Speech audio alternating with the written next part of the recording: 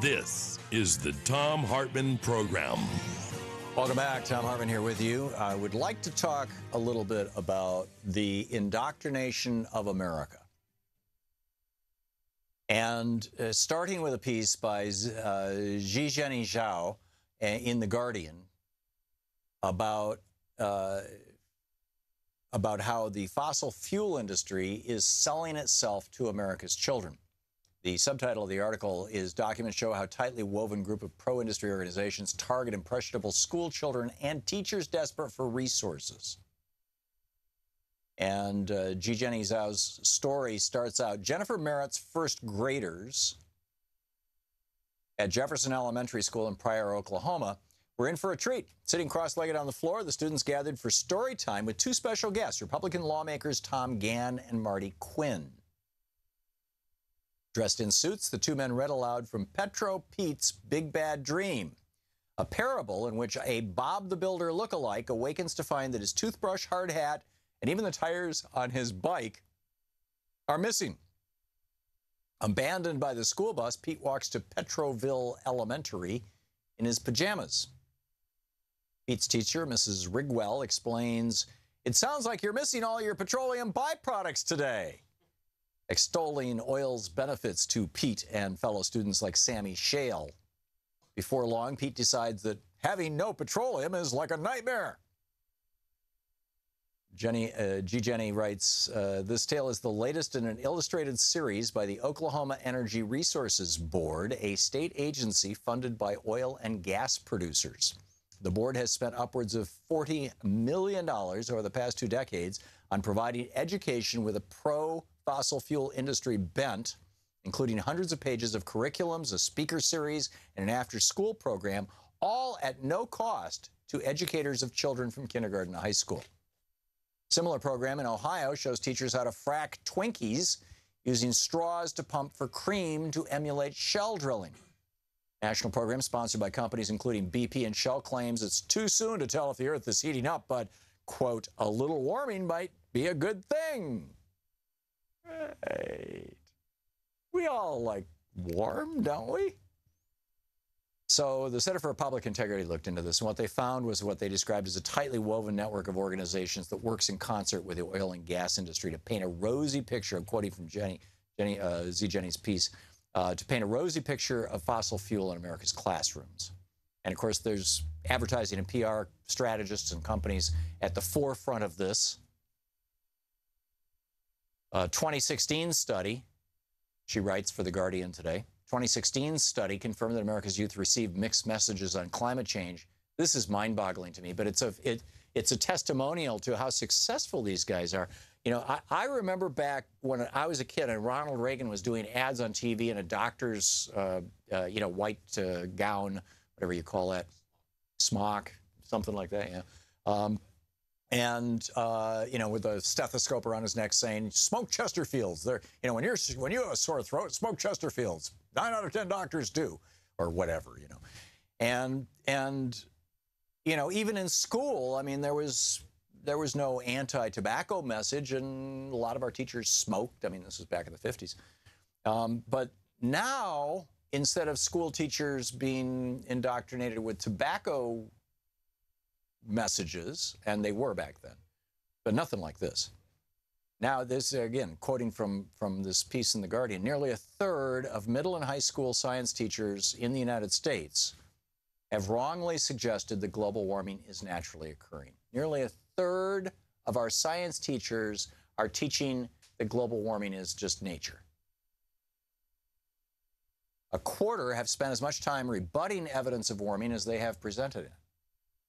Schools and libraries across Oklahoma received 9,000 complimentary copies of Petro Pete's Big Bad Dream since it was published last year. Zhizheni Zhao writes for The Guardian, the story has been a big hit with Jennifer Merritt students who won the storytelling visit from lawmakers last November after submitting a Facebook photo to the Energy Resources Board. Posing on a jungle gym, the students clutched stuffed animals and footballs, their, quote, favorite petroleum byproducts. It's not some boring thing, said Merritt, the teacher, says of the board's Little Bits curriculum for children up to age 8, which features alliterative characters like Freddie Fuelless and Oliver Oil Patch. Without it, she said, I probably wouldn't have taught first graders about energy. Well, that might have been a good thing. Merritt is one of 14,000 Oklahoma teachers who have attended workshops on how to use the board's, quote, innovative, one-of-a-kind science and energy curriculum in their classrooms, end quote. Participants are reimbursed for supplies year-round and can register their classes for free museum field trips as long as the exhibits highlight petroleum. The story goes on from there, but this is, about how, the indoctrination of our children. Well, speaking of our children, PBS, and this is Diane Ravitch, who's been a guest on this program, a research professor of education at New York University, author of Reign of Error, a brilliant book on education. Diane Ravitch is probably, in my opinion, the leading expert on education in the United States. This piece that was published over at Huffington Post, the headline, PBS runs a 3-hour series glorifying the DeVos education agenda. Funded by conservative foundations devoted to privatization, this program is the definition of paid propaganda. And so, anyhow, Diane points out the George W. Bush administration first wrote into federal law the proposal that privately managed charter schools were a remedy for low-scoring public schools, even though no evidence existed. The Obama administration, following the Bush administration, the Obama administration provided hundreds of millions of dollars every year to charter schools under the control of private boards. And now the Trump administration, under the leadership of Secretary of Education Betsy DeVos, wants to expand privatization to include vouchers, virtual schools, cyber schools, homeschooling, and every other possible alternative to public education. DeVos has said that public education is a, quote, dead end, although she's never been to a public school in her life and none of her kids have. Nonetheless, the billionaire DeVos says the public education is a dead end and, quote, government sucks. But this month, Diane Ravitch writes, the public broadcasting system is broadcasting a documentary that tells a one-sided story, the story that Betsy DeVos herself would tell, based on the work of free market advocate Andrew Coulson. He's the author of a book called Market Education, and he narrates this 3-hour program that's going to be playing on PBS, Public Broadcasting System. PBS is supported with your tax dollars and mine. And, they operate on a nonprofit basis. They're more largely supported by your tax dollars and mine. And they have stations on the airwaves all across this country, even larger, supported by your tax dollars and mine. Diane Ravitch writes, uninformed viewers who see this slickly produced internet program will learn about the glories of unregulated schooling, the glories of for-profit schools, of teachers selling their lessons to students on the internet. How wonderful this is. They will learn about the success, in quotes, of the free market in schooling in Chile, Sweden, and New Orleans. They will hear about the miraculous charter schools across America and how public school officials selfishly refuse to encourage the transfer of public funds to private institutions. They will hear that the free market is more innovative than public schools.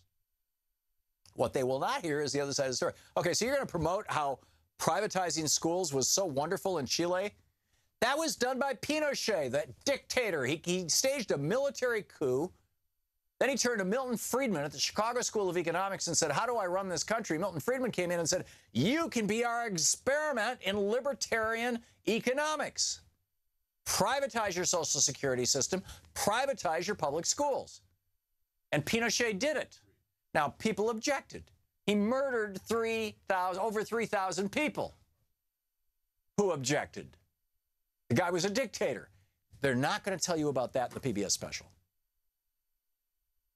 They're not going to tell you in the PBS special that 10 years ago, Sweden had, schools that were rated in the top 5 in the world. No longer. Because Sweden adopted privatized education.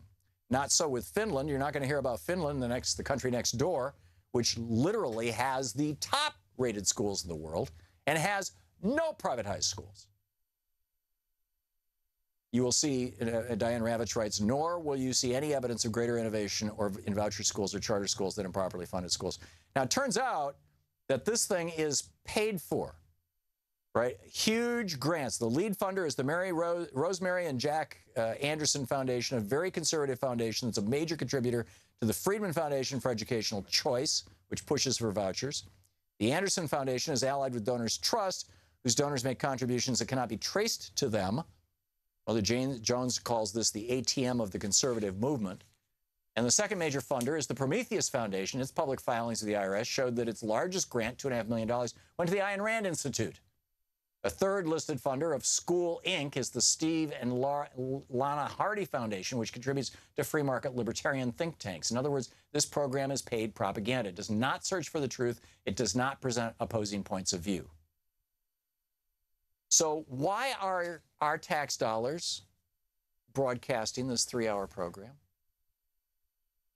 Isn't it time for PBS to either become a wholly government-funded, I mean, you know, this is our government media in the United States, right? The state-funded media in the United States is NPR and PBS. And if PBS was entirely state-funded, they would not be running programs like this, because they would not be begging for dollars from right-wing billionaire donors.